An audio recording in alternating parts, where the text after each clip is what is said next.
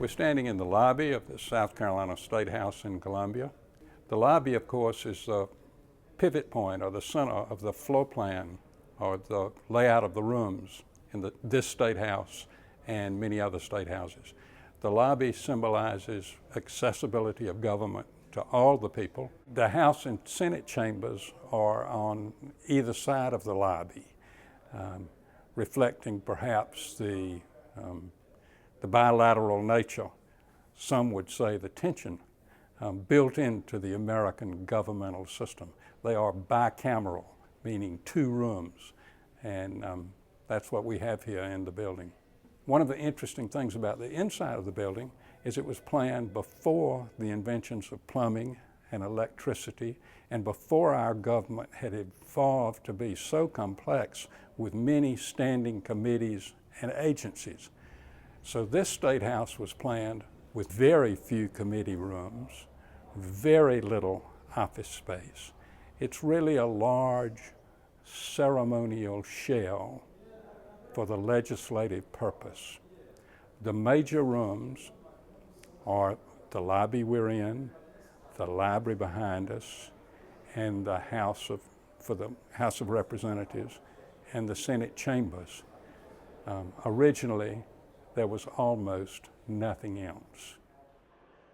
Behind me is John C. Calhoun, who is many people would say, the philosophical father of the secession movement, the most prominent spokesman for Southern political sentiment in the 1850s. The symbolism of this building really begins with the laying of the cornerstone. If you were building a state house, what would you put under the cornerstone? The Constitution, the Bible, newspapers of the day. That didn't happen in South Carolina in 1850.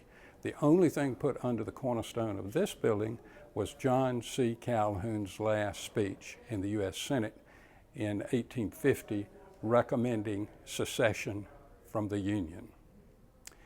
On the front of this building, there are two portraits, and only two, of Robert Y. Hayne and George McDuffie, who were senators from South Carolina who in the 1830s advocated nullification of federal laws by the states.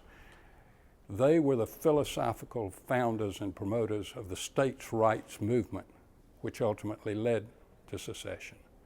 Under their portraits, they are warlike eagles surrounded by 15 stars, representing the 15 potential states of the Confederacy they hoped for. None of that, of course, came to pass. The people who planned this building in the 1850s were very, very ambitious. They intended a building that rivaled or bettered the U.S. Capitol. So they hired away Henry Kirk Brown, the sculptor who was then responsible for decorating the Capitol in Washington. Henry Kirk Brown carved in marble those images I've just mentioned and planned for the pediment of the building an even more elaborate iconography or symbolism of the political economy of the state. In the pediment of this building, over the columns on the front, which of course faces north, Henry Kirk Brown planned images of slaves working in the rice and cotton. Henry Kirk Brown's sculptural composition I find tremendously moving because it represented the will of the political elite on the one hand and the horrific servitude of black enslaved agricultural labor on the other hand. The figures were produced but were destroyed, just as the political and economic system was destroyed when Columbia was burned in the Civil War. When the sculpture was destroyed, it was never replaced. And today, the pediment is blank and has always been so. The State House itself was a stone and brick building. It had no roof and no floors when the city burned. And so the building itself did not burn, but all the materials that were stored on the grounds in wooden sheds were destroyed. Beginning in the 1820s, people responsible for public buildings in America decided to build fireproof and permanent reflecting the permanence of the government they hoped to create. So this building was planned to be absolutely fireproof with no structural wood. In the 1850s, that meant masonry, stone and brick. So the building was planned with 10 to 12 foot thick granite and brick walls. And it was built that way in the 1850s. Construction was interrupted by the Civil War, and when it began again in the 1870s, fireproof systems had changed and cast iron was in use. And the interior of this building is built on this later fireproof building method. And the library is the best example of that. The library is perhaps the most ornate room in the building, with wonderful German Renaissance iron scrollwork. Beginning in Paris in the 1850s, cast iron began to be used in a visible way for the first time in public buildings. And the reason for that was that it can stand terrific loads. Libraries, of course, have very concentrated weights. In the new American governmental buildings, libraries were functionally very important because we are supposed to be a government of laws, and the books, we might say, are the intellectual foundation of our government. So libraries took a central place in a way they never had before, perhaps, and this library represents that, both in its structure and in its placement within the building. It's very, very prominent and very elaborately built. It was meant to celebrate as well as function as a governmental foundation. One of the fascinating things about this State House is that it was the first major granite building in South Carolina. There were no trained stone cutters here. So the governor of the state at the time, John Lawrence Manning, hired a man from Baltimore, Rudolph Nyansey, who was working on the Smithsonian building in Washington at the time. Nyansey came down and brought with him from Baltimore trained stone cutters. The state then hired a team of slaves. Ultimately, they had just over 600 men working on this building for a period of about 5 years. They opened granite quarries down by the river, created a railway or a tramway to bring stone to the site. The stone was all slave cut and then fine hammered or finished by skilled craftsmen from Baltimore. They moved more than 24 monolithic or single piece granite columns weighing over 30 tons apiece. Nyansey, the architect, thought these were the largest single pieces of stone that had ever been cut or moved in the United States. This granite work is very, very impressive. And you'll see a whole room of granite columns like a forest of trees downstairs. The building was designed to be symmetrical, and instead of a dome, the original architect intended a square tower rising above the roof line.